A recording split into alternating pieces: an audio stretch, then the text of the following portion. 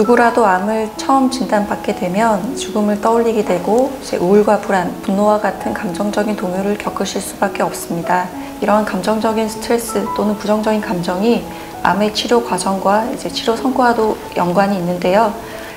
실제로 유방암 환자를 10년간 추적 관찰한 결과 이제 우울하거나 또는 절망감과 같은 스트레스 지수가 10년의 생존율에 있어서도 10% 가까이 치료적인 성과의 차이를 보이는 것으로 보고되고 있습니다.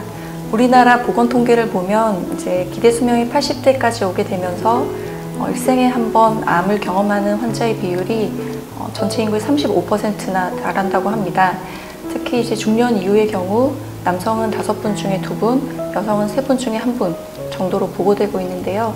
하지만 이제 의료기술의 발달로 인해서 암의 완치라고 표현되고 있는 5년 생존율의 경우도 이제 70%를 넘는 그런 성과를 보이고 있기 때문에 이제 암이라고 하면 예전과 달리 관리하면서 치료하는 그런 만성질환의 개념으로 가고 있습니다. 대부분의 환자분들은 이제 진단 초기에 감정적인 동요를 겪게 되지만 적응의 단계를 거쳐서 치료적인 단계로 이제 잘 들어오시게 됩니다. 하지만 어떤 분들의 경우는 이러한 암을 진단받고 받아들이는 과정에 대해서 힘든 시간을 오랜 기간 동안 이제 보내게 됩니다. 그렇게 되면 치료적인 성과에도 이제 어려움이 생길 수가 있고 정규 수술이나 항암과 같은 치료를 좀 제대로 따라가지 못하는 등의 영향도 생길 수가 있게 됩니다. 또한 성공적인 암에 대한 치료가 이루어진 이후에도 재발에 대한 불안이나 두려움이 있어서 이후에 그런 생존율이나 이제 치료의 반응에도 추가적인 영향이 있다고 보고 있습니다. 사실 우리 모두는 이제 스트레스 상황을 경험하게 되면 그 상황 자체를 제대로 바라보지 못하게 되는 경우가 많습니다. 암이라고 하는 인생의 큰 스트레스를 경험하시게 되면 불안하고 걱정 이런 것들이 동반이 되면서 절망적인 미래만 그려지는 경우가 많이 있습니다. 그래서 정신건강의학과의 도움을 받으시면 그 과정을 좀 더 있는 그대로 암이라고 하는 치료 과정을 잘 수용하고 받아들일 수 있도록 하고 수술이나 항암과 같은 긴 치료의 여정에 있어서 그 치료를 잘 이끌어갈 수 있는 동기 그리고 삶의 의미와 희망을 함께 들 수 있도록 도와드리는 치료를 하고 있습니다.